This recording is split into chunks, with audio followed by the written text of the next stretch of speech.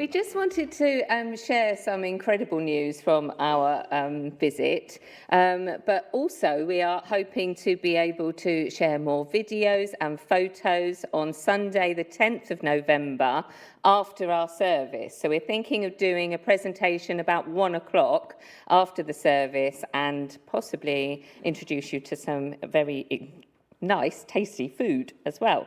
But that's to be arranged. So we wanted to tell you some of our amazing stories, just as a very brief overview for today.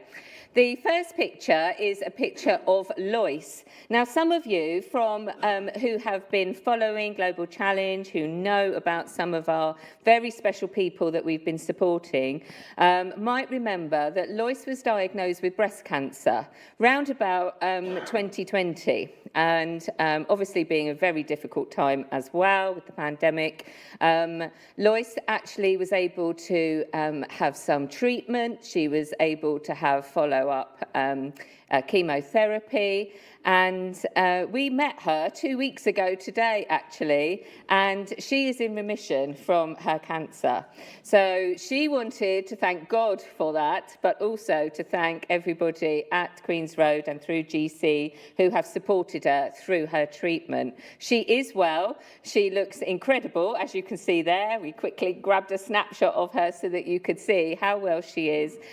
She's working for Pastor Abraham, who has a shop, who has a photocopying shop and provides office materials. So she is working for him and still being totally cared for by him and his gorgeous family as well.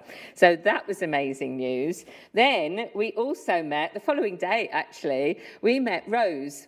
Rose has been a volunteer for Global Challenge Special Needs Project. She helps Billy, our special needs coordinator, mobilise families, children. She helps get the assessments in place with Billy. She helps get them to the hospitals, to the treatment centres. And if they've had any treatment, she will also then follow up with home visits, going to see and care for the families. Unfortunately, in 2021, she got ill and she actually lost her sight. There were lots of tests that we were able to support her in getting, but she was told that her sight would be permanently gone. We were able to provide her with the resources to make a home for herself and give her some livestock. So she was so grateful for the support that we gave her. But in meeting her on Monday at a training session, she told me that she could see.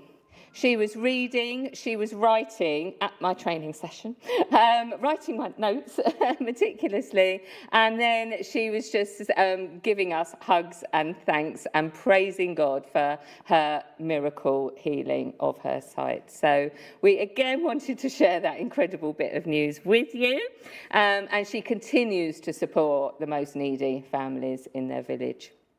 So the other person that we met on a training day as well is this guy, Justin.